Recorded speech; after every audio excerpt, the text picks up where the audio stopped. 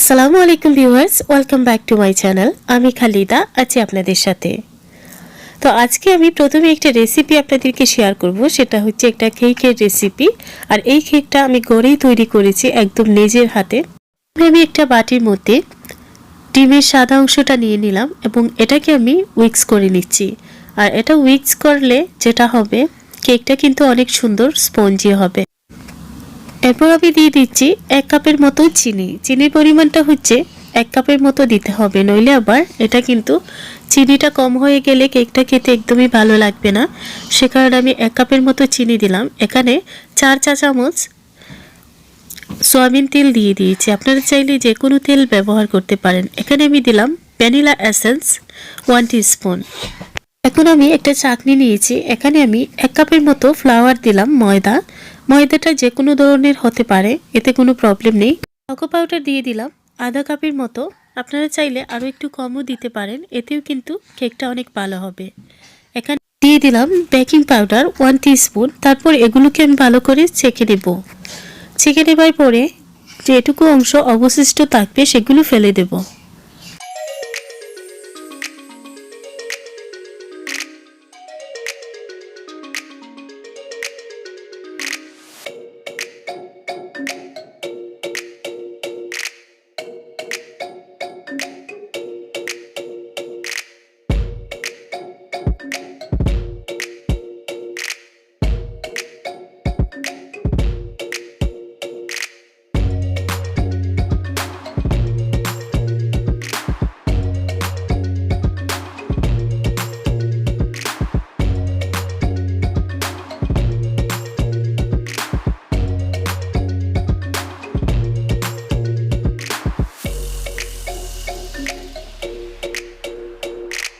তো আমি এখানে কাই সুন্দর করে তৈরি করে নিয়েছি। এভাবে হয়ে গেলে এখন আমি একটা মোল্ড নেব। মোল্ডটাকে আমি প্রথমে তেল দিয়ে এটাকে স্প্রেড করে নিচ্ছি। আর তেলটা হচ্ছে যে কোনো ধরনের তেল অথবা বাটার অথবা ঘি দিতে পারেন, কোনো অসুবিধা নেই।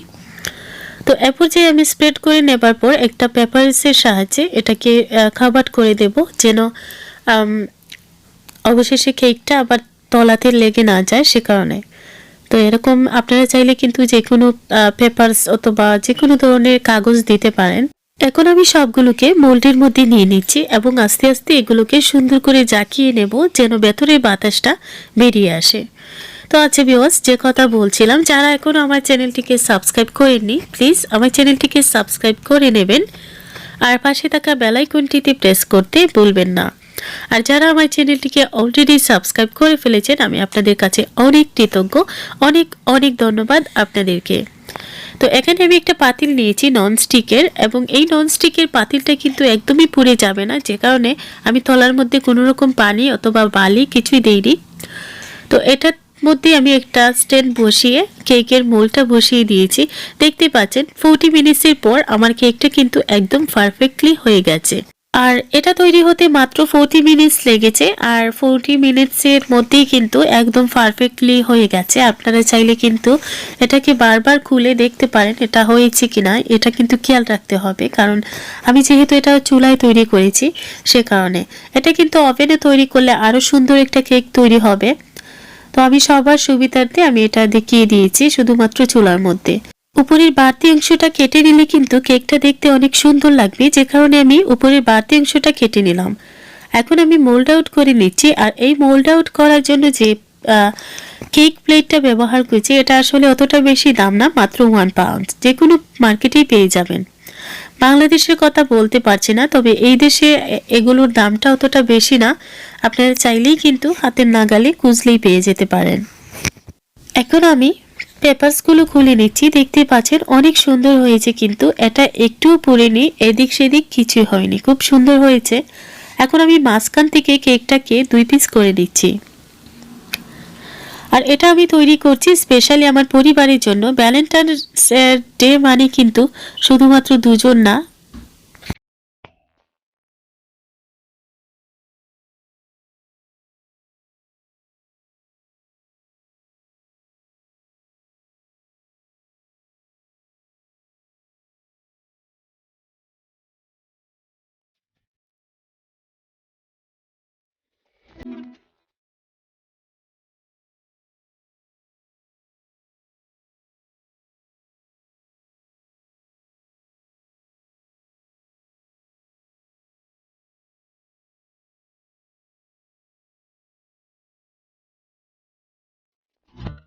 এখানে আমি সিঙ্গেল ক্রিম নিয়েছি।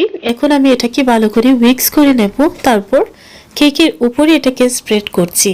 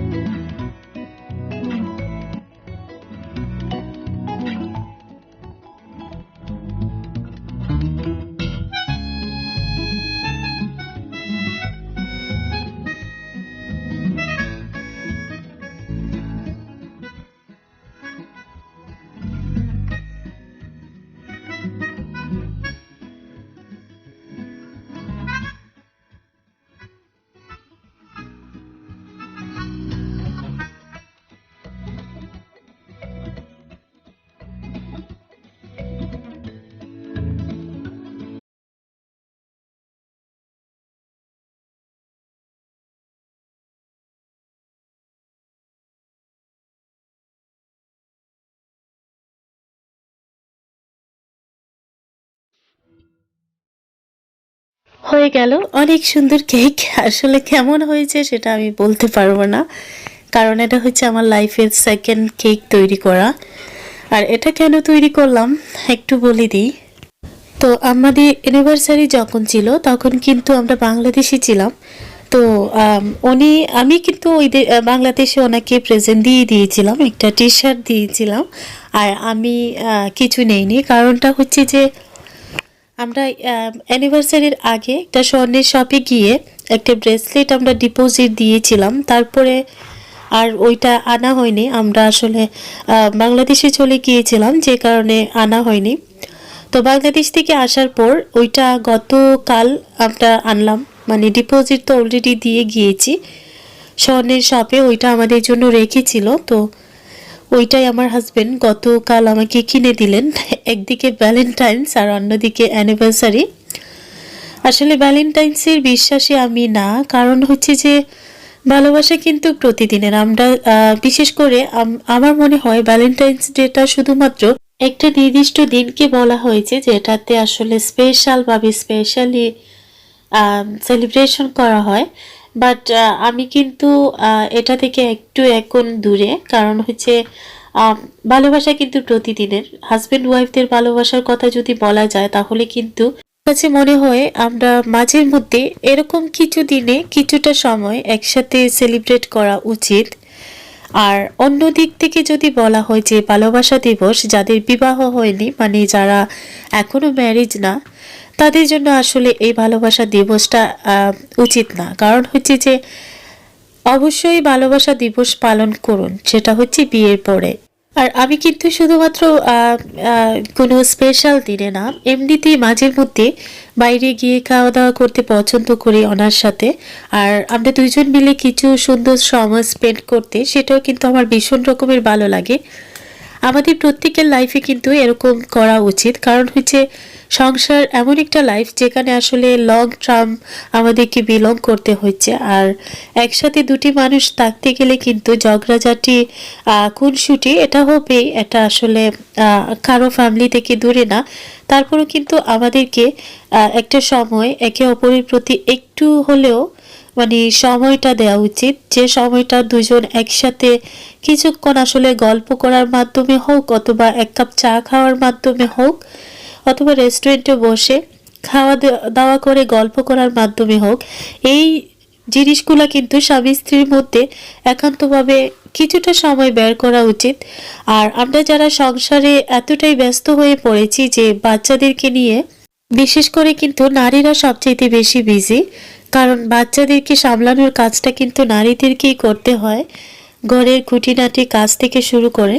তো যে কোনো পুরুষদেরই উচিত যে স্ত্রীকে আসলে একদম একটা ফুল দিয়েও ভালোবাসা দিবসে ভালোবাসা জানানোটা উচিত। কারণ এই দিবসগুলোর মাধ্যমেই কিন্তু মাঝের মধ্যে একটা ফুল আমাদের মধ্যে গড়ে আসে, এবং এই ফুলটা কিন্তু প্রতিদিন আসে না। ভালোবাসা দিবস পালন করা ঠিক না, সেটা অনেকেই বলেন, আমিও কিন্তু একমত। বাট স্বামী স্ত্রীদের জন্য ভালোবাসা দিবসটা কিন্তু পালন করা আমার কাছে মনে হয় ঠিক আছে।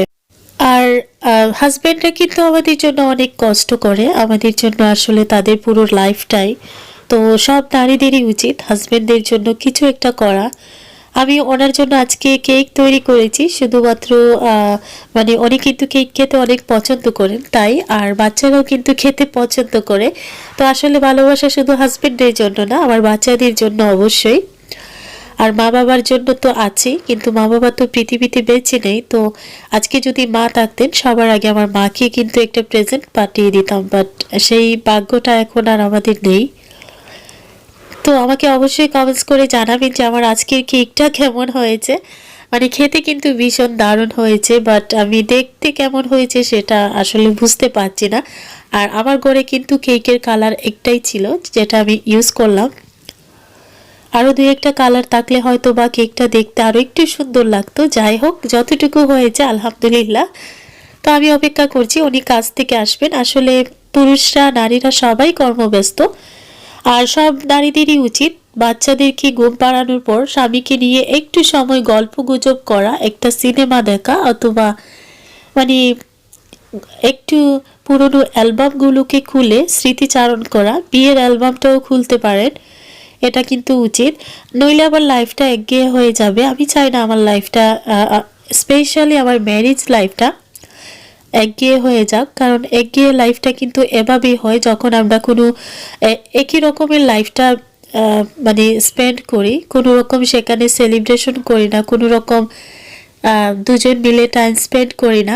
বাচ্চাদেরকে নিয়ে কিন্তু মাঝের মধ্যে রেস্টুরেন্টে যাওয়া হয়, কিন্তু দুজন মিলে একসাথে কিছুক্ষণ গল্প করা, সেটা কিন্তু আমাদের এখন যে লাইফটা আমরা অতিবাহিত করছি সেই লাইফের মধ্যে হয়ে ওঠে না। তো আমার কাছে মনে হয় যে অবশ্যই যারা নারীরা আছেন আপনাদের স্বামীদেরকে কিছু একটা প্রেজেন্ট দিন, অথবা তাদের জন্য স্পেশাল খাবার তৈরি করুন এরকম দিনগুলোতে, তাহলে কিন্তু হাজব্যান্ডরা অনেক খুশি হয়। আর এই যে প্রেজেন্টটা, এটা কিন্তু আমার হাজব্যান্ড আমাকে দিয়েছেন। আমি বাংলাদেশ থেকে আসার পর আমি তো গল্পটা বলেই দিলাম, এই ব্রেসলেটটা আসলে কিভাবে কেনা হয়েছে। এটা ছিল অ্যানিভার্সারির জন্য, বাট আমার শাশুড়ি হঠাৎ করে এতটাই অসুস্থ হয়ে পড়েছিলেন, আমাদেরকে বাংলাদেশে যেতে হয়েছিল। তারপর আবার বাংলাদেশ থেকে এসে আবার কর্মব্যস্ততা, এখন উনি নিজে থেকেই বলছিলেন যে ওইটা তো ডিপোজিট অলরেডি দেওয়া আছে, তাহলে নিয়ে আসি চলো। তো এখানে কিন্তু আমি গতকাল মিষ্টি তৈরি করেছিলাম। মিষ্টিটা আসলে এমনিতেই তৈরি করা হয়েছে, মাঝের মধ্যে ঘরে যদি ফ্রিজে মিষ্টি থাকে খেতে কিন্তু মাঝের মধ্যে ভালোই লাগে। তো সেই মিষ্টিটা তৈরি করা হয়েছে, তারপর কেকটা। আর কেকটা স্পেশালি আসলে পরিবারের জন্য, শুধুমাত্র যে আমরা দুজন খাবো সেটা না। তো আস্তে আস্তে ট্রাই করছি কেকটা তৈরি করা শেখা, কারণ কেক তৈরি করা শিখতে পারলে কিন্তু অনেক ভালো হয়। মাঝের মধ্যে বাচ্চাদের বার্থডে সেলিব্রেশন করতে নিজের হাতে কিন্তু তৈরি করা জিনিসগুলো দিলে আরও বেশি ভালো লাগবে। তো যাই হোক, আজকের এই ব্লগটা কেমন লাগলো সবাই অবশ্যই জানাবেন। আর আমি আগেও বলেছি এটা কিন্তু ভ্যালেন্টাইন্সের না, জাস্ট একটু আইডিয়া দেওয়ার জন্য আমি আজকের এই কেকটা তৈরি করলাম। কারণ অনেকেই আছেন যে হাজবেন্ডদেরকে কিভাবে সারপ্রাইজ দেবেন অথবা কিভাবে একটা প্রেজেন্ট দেওয়া যায় সেটা থিঙ্কিং করছেন। আজকে যদি আমার ব্লগ দেখে একটু হলেও আইডিয়া পেয়ে যান তাহলে তো মানে আমার ব্লগটা অবশ্যই কাজে লাগবে। আর আমি কিন্তু সারপ্রাইজ, এটা আসলে কেকটা হচ্ছে সারপ্রাইজ, আমি কোনো প্রেজেন্ট ওনাকে দেইনি। অলরেডি আমি ওনাকে প্রেজেন্ট দিয়ে দিয়েছি আমার ম্যারেজ ডেতে। তো ভ্যালেন্টাইন্স বলতে আসলে আমি এগুলোকে এতটা সেলিব্রেশন করি না। আর যেহেতু এটা আমার ম্যারেজ ডে প্রেজেন্ট, সেটা একসাথে খোলা হয়ে গেল, পড়াও হয়ে গেল। তো যাই হোক, সবাই অনেক ভালো থাকবেন আর আমার জন্য দোয়া করবেন। আসলে উনি বলছিলেন যে ব্রেসলেটটা হাতে পরতে, তো আমি ভাবলাম যে একটু পরেই নেই। আর এটা তো অবশ্যই পরতেই হবে যেহেতু কিনে দিয়েছেন। আর এটা হচ্ছে গোল্ডের, আরেকটা কথা বলতে ভুলে গিয়েছি, এটা আসলে গোল্ডের। আর এখানে প্রায় 2.5 ভরির মতো স্বর্ণ আছে। তো এটাই কিন্তু ওনার মানে উনি যে আমাকে হঠাৎ হঠাৎ প্রেজেন্ট দেন সেটা কিন্তু না। যখনই কোনো শপে যান তখন যা কিছু পছন্দ হবে, যদি ওনার ভালো লেগে যায় যে এই জিনিসটা আমার জন্য নিয়ে আসবেন, তখন কিন্তু উনি ওই জিনিসটা রেখে আসেন না, ঠিকই আমার জন্য নিয়ে আসেন। সেটা হোক লং ড্রেস অথবা যে কোনো। একদিন কিন্তু উনি আমার জন্য চুলের রাবার নিয়ে এসেছেন। তো ওইটা দেখে আমি ভীষণ হাসছিলাম যে আমি কি রাবার কিনতে পারবো না, মানে যেটাকে চুল বাঁধার জন্য বেল্ট বলা হয় সেটা। তো এরকম খুঁটিনাটি জিনিসগুলো না উনি আমার জন্য সব সময় নিয়ে আসেন। এটা কিন্তু আমার জন্য অনেক বড় পাওয়া, এটাও কিন্তু একটা প্রেজেন্ট। আসলে আমি এত দামি প্রেজেন্ট কখনোই ওনার কাছ থেকে চাই না। ছোট ছোট জিনিসগুলো কিন্তু নারীদেরকে অনেক বেশি আনন্দ দেয়।